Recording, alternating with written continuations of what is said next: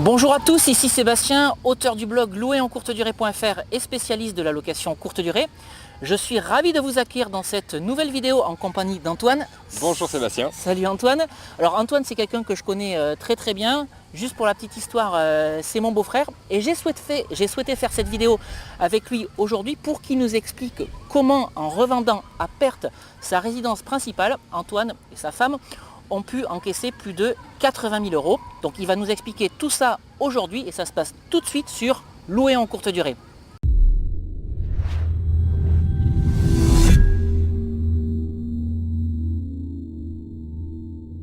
Alors Antoine, écoute, merci d'être présent aujourd'hui sur ma chaîne. Est-ce que tu peux te présenter et nous dire tout de cet achat immobilier? Alors juste pour la petite histoire, Antoine il fait pas de location courte durée. Antoine, pour l'instant en tout cas, l'immobilier, c'est pas son truc, il avait juste acheté sa résidence principale. Allez Antoine, présente-toi et dis-nous tout de cette opération immobilière. Voilà. Donc en fait, donc ça s'est passé en 2010. On a souhaité, en fait, on en avait marre, on voulait se poser, on n'avait pas envie de mettre notre argent dans un loyer, donc on a souhaité acheter notre résidence principale. Et donc en 2010, moi je travaillais, ma compagne aussi, sauf qu'elle elle était en CDD, et du coup quand on est allé voir les banques, ils n'ont pas voulu prendre en compte son salaire dans nos revenus. Donc ce qui s'est passé, c'est qu'à la banque, et bien, du coup on était limité à 30% de taux d'endettement. Et ces 30%, pour ces 30%, seul mon salaire était pris en compte. Donc on s'est retrouvé à devoir prendre un prêt sur une longue durée, 25 ans, avec des petites mensualités. Et du coup on s'est retrouvé aussi avec un taux sur le prêt bien plus élevé, il était autour de 3,60 à cette époque-là. Voilà. Alors juste j'ouvre une parenthèse, comme seul le salaire d'Antoine était pris en compte, Antoine et sa femme ont été chercher la durée de crédit la plus longue possible pour avoir la plus petite mensualité et forcément le coût du crédit était plus élevé. Et à l'inverse, si vous réduisez la durée de votre emprunt immobilier, le coût de votre crédit sera plus faible également. Je te laisse continuer. Voilà. Du coup, on s'est retrouvé avec ce crédit avec une faible mensualité, mais vu qu'on travaillait tous les deux, on avait tous les deux un salaire, et du coup, chaque mois, on faisait des économies. Chaque mois on économisait et on s'est retrouvé. En plus ma femme après elle a été embauchée en CDI, mais on n'a pas été à ce moment-là à la banque pour faire réviser notre crédit. Donc en fait ce qui s'est passé, c'est que sur les 5 premières années de notre achat, on s'est retrouvé à rembourser 3 fois 15 000 euros en remboursement anticipé. Parce qu'on économisait chaque mois et au bout d'un moment, quand on avait à peu près atteint 15 000 euros, on se disait bon c'est bon, on va à la banque et on rembourse. On rembourse un peu.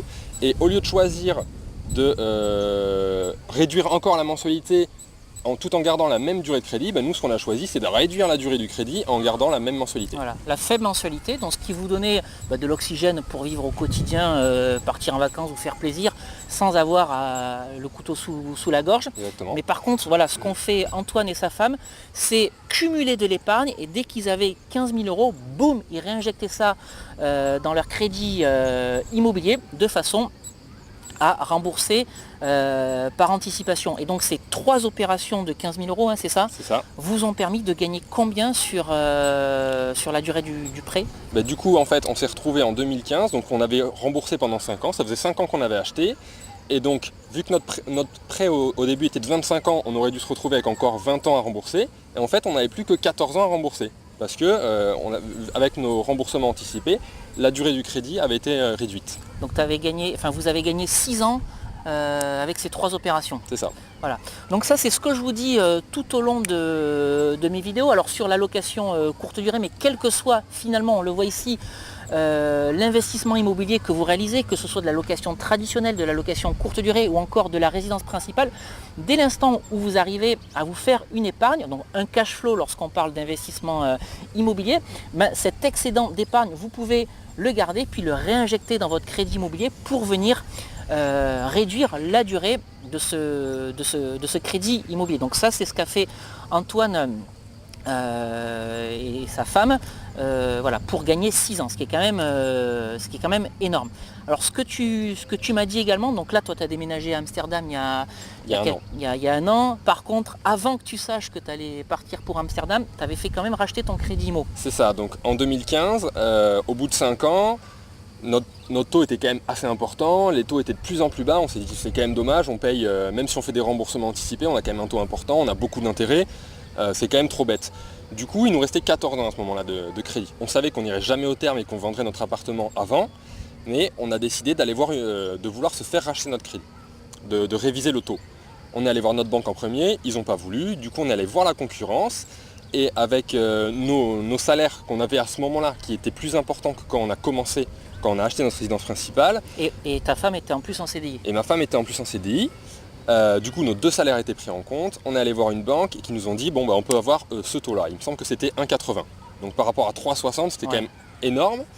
Et donc avec notre taux à 1,80, avec le fait qu'on avait des plus gros salaires, on a légèrement augmenté nos mensualités. Pas énormément, pour pouvoir quand même vivre tranquillement, pour pouvoir faire des voyages à côté, etc. Pas être là tous les mois à se demander si on n'allait pas être à découvert. Et on est passé donc de 14 ans à notre banque actuelle. En se faisant racheter notre crédit, on est passé à 12 ans. Donc on a gagné 2 ans juste en changeant de banque. D'accord. Donc plutôt une affaire intéressante.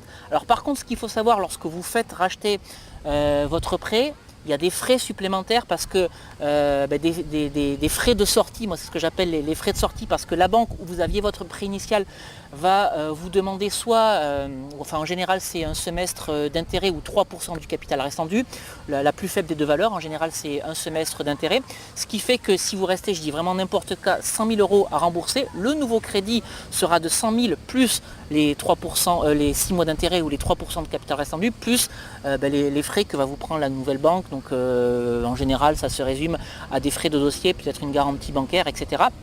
Mais là, vous avez été bon avec ta femme, puis vous avez bénéficié aussi d'un taux bien plus avantageux, c'est que le coût, enfin ce surplus de capital, vous avez pu l'amortir en 6 mois. En 6 mois. Donc c'est ça, juste avant, donc, avant de changer de banque, on hésitait, on ne savait pas exactement combien ça allait nous coûter, etc. Si c'était intéressant sur la durée, parce qu'on savait qu'on ne resterait pas éternellement dans cet appartement.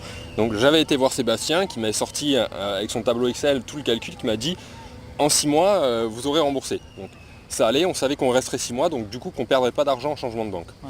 Et du coup ce qui s'est passé, c'est qu'un an après, on a décidé de déménager. Et voilà, on n'avait pas envie de louer notre appartement. Pour nous c'était trop risqué, il y avait trop de... Enfin, là où on habitait, on aurait eu un petit loyer qui aurait à peine couvert le crédit, voire même pas. Et avec les risques d'endommagement de l'appartement, etc., on a décidé de vendre. Et voilà, donc, un an après. Donc c'était pas énormément de temps après, mais on avait quand même amorti les frais de changer de banque.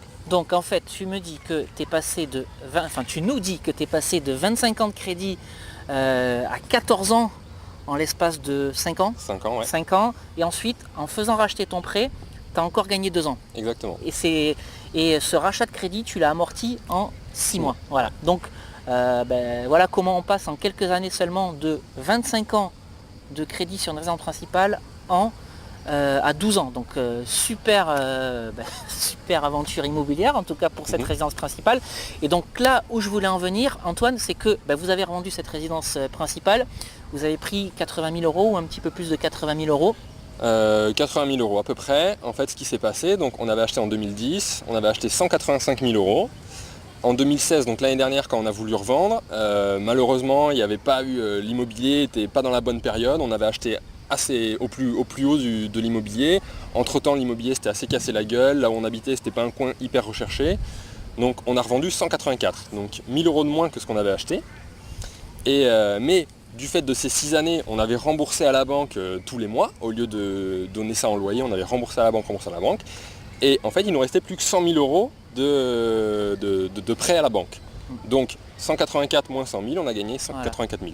Voilà. Et donc c'est là où je voulais en venir, parce que souvent les gens sont complexés parce qu'ils revendent à perte, comme toi tu as fait avec ta femme. Et ce qu'il faut voir, c'est que pendant toutes les années où vous détenez le bien immobilier, vous amortissez du capital. Et donc là, en l'occurrence, Antoine et sa femme ont amorti 80 000 € de capital, ce qui leur permet de les récupérer à la vente de leur appartement. Ce qui fait que, grosso modo, ils se retrouvent dans la situation où ils auraient pu rester locataires pendant ces 5, 6, 7 ans 6 ans. 6 ans, et en prenant un gros chèque de 80 000 € à la sortie, après avoir payé leur loyer pendant toutes ces années. Donc voilà, écoute Antoine, vraiment super technique, remboursement par anticipation, rachat avec d'excellentes conditions. Voilà, c'est tout ce qu'il fallait faire sur cette résidence principale et vraiment c'est ce que je voulais partager avec les gens qui vont regarder cette vidéo aujourd'hui. Voilà comment on peut revendre à perte et prendre un gros chèque de plus de 80 000 euros à la sortie. Félicitations. Merci. Alors avant qu'on conclue cette vidéo, Antoine, toi tu es complètement sur une autre thématique. Est-ce que tu peux nous expliquer ce que tu fais sur internet, ton blog, voilà. Ouais, tout à fait. Alors moi aussi je suis blogueur comme Sébastien, et donc moi je suis dans la parentalité positive, donc rien à voir avec l'immobilier. Et donc mon blog ça s'appelle éduquerdifféremment.com. Et donc on explique notre quotidien, comment la parentalité positive ça fonctionne, quelles sont les techniques, les astuces, quels sont les principes derrière cette méthode d'éducation. Et voilà, donc c'est une méthode d'éducation qui est assez nouvelle, c'est assez à la mode en ce moment, et ça permet d'être un peu plus à l'écoute des besoins de l'enfant et de plus avoir cette relation de dominant-dominé, et de plus essayer de comprendre les besoins de l'autre et de partager un espace ensemble et que les besoins de chacun soient respectés.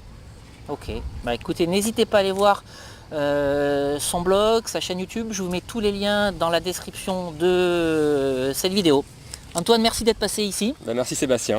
Alors si vous souhaitez en savoir plus sur l'immobilier et la location courte durée, n'hésitez pas à vous abonner gratuitement et librement à ma chaîne YouTube. Ça vous permettra de rejoindre une communauté de plusieurs milliers de personnes passionnées d'immobilier et de location courte durée. Et puis je vous invite également à télécharger gratuitement les 2 e-books que j'ai rédigés.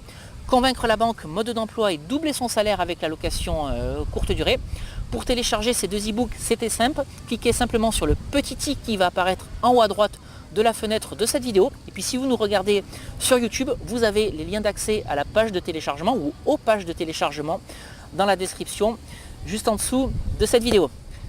Allez, on va vous quitter ici pour aujourd'hui. Antoine, encore une fois, merci beaucoup d'être venu partager ton expérience sur cette chaîne. J'espère que ça donnera des idées et puis ça décomplexera certaines personnes. Et puis on se dit à très très bientôt pour une nouvelle vidéo sur louer en courte durée. À très bientôt. Ciao. Au revoir.